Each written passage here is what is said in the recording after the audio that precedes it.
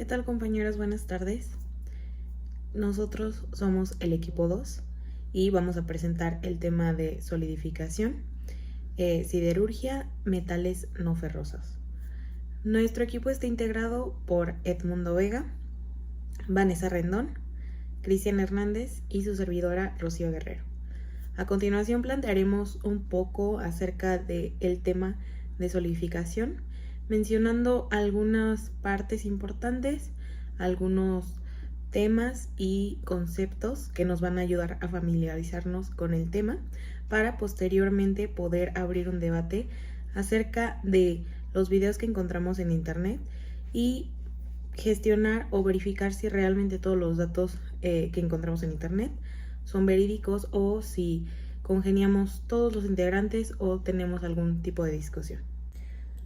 Bueno, pues primero que nada, solidificación es el paso de los materiales en estado líquido a sólido, y la manera para lograr que un líquido se convierta en sólido es reduciendo la temperatura por debajo de este punto de solidificación. Y según cómo realicemos el proceso de solidificación en sólidos, que en este caso estamos hablando de metales, va a cambiar la forma y el tamaño de grano de producto final. Si cambia este tamaño, pues se van a ver afectadas las propiedades mecánicas. En la solidificación vamos a pasar de un líquido a lo que sería pues nuestro sólido. Recordemos que en el líquido están unidos en un orden, pero no representan un orden tan como en el sólido.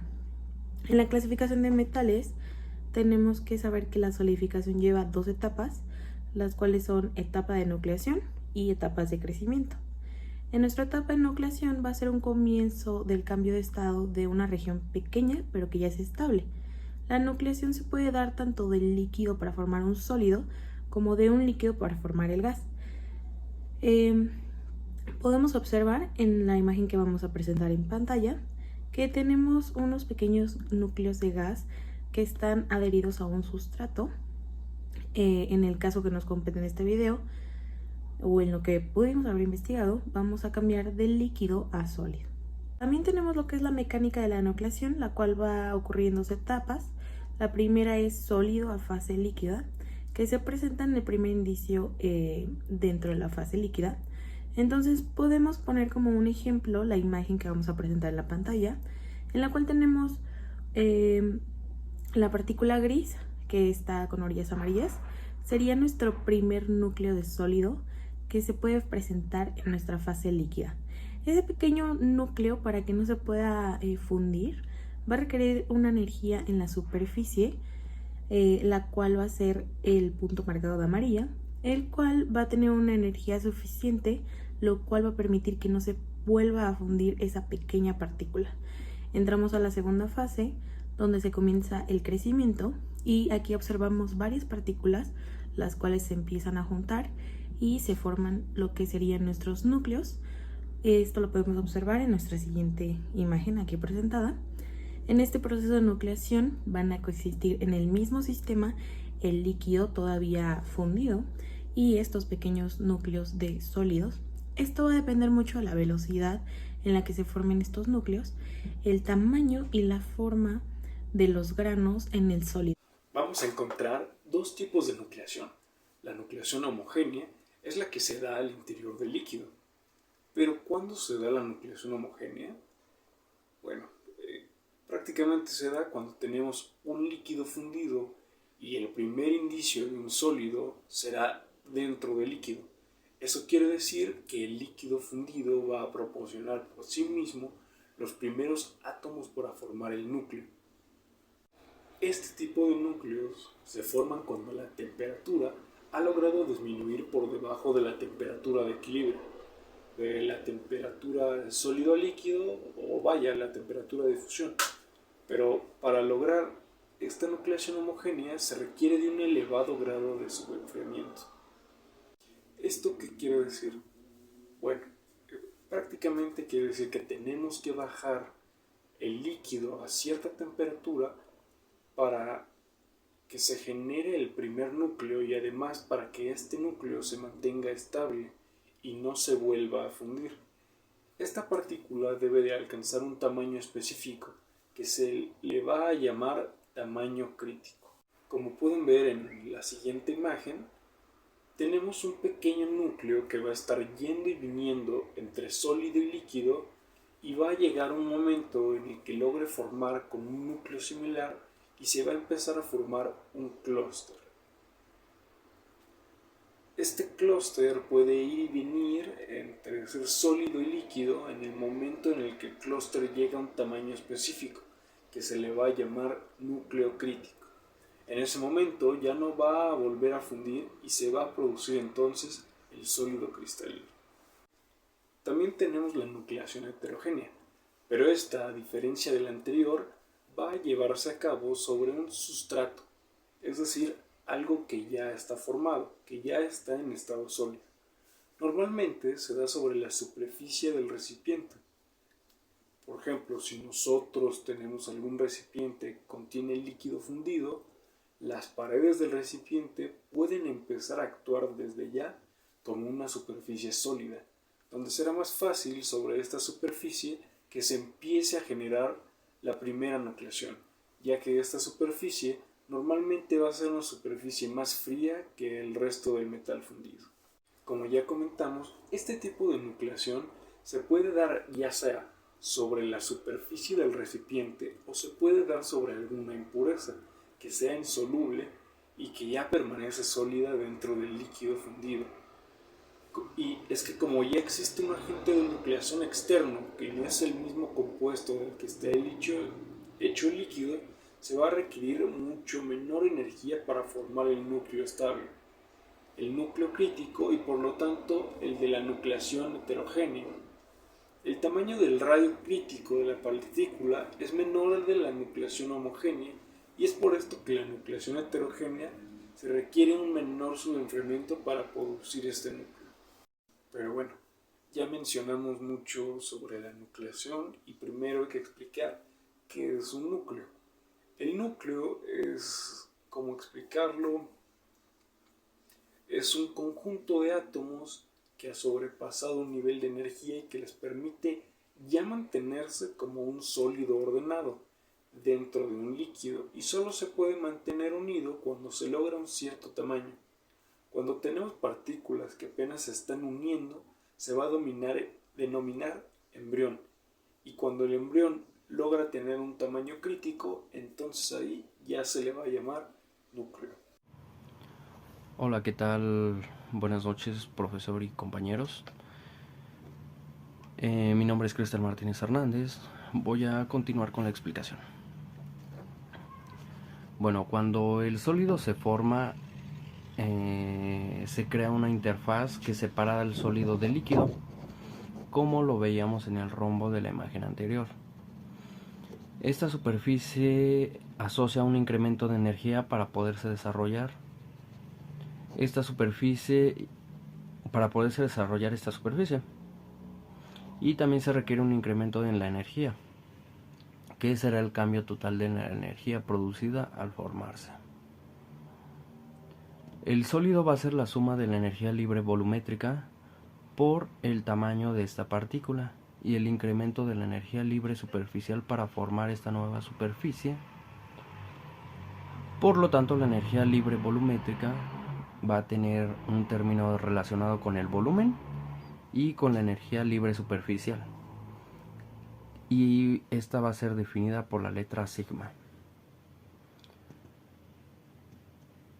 Bueno, hipotéticamente, si consideramos al sólido como una esfera, la energía libre va a estar dada por los componentes volumétricos, que sería el tamaño del volumen de esta esfera,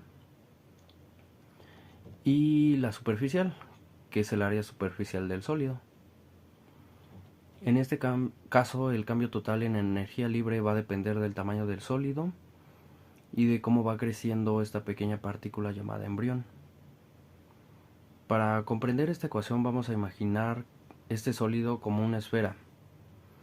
Aquí sabemos que la energía libre va a depender de la energía del sólido y la energía del líquido, y que para que esta energía se lleve a cabo estamos hablando de la energía requerida para la transformación del volumen de líquido a sólido y de la energía requerida para desarrollar la interfase sólido-líquido.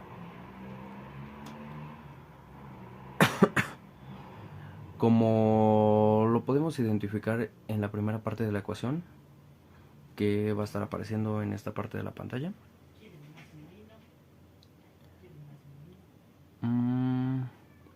Bueno, esta es la fórmula del cálculo de volumen de una esfera, y en esta parte de la ecuación estamos hablando del cálculo del área de la superficie de la esfera y los dos componentes energéticos de volumen y de superficie.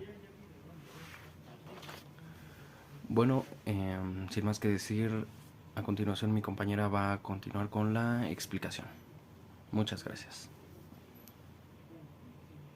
Bueno, la mecánica de la nucleación es la transformación de un líquido a un sólido y está ocurriendo en 2 etapas.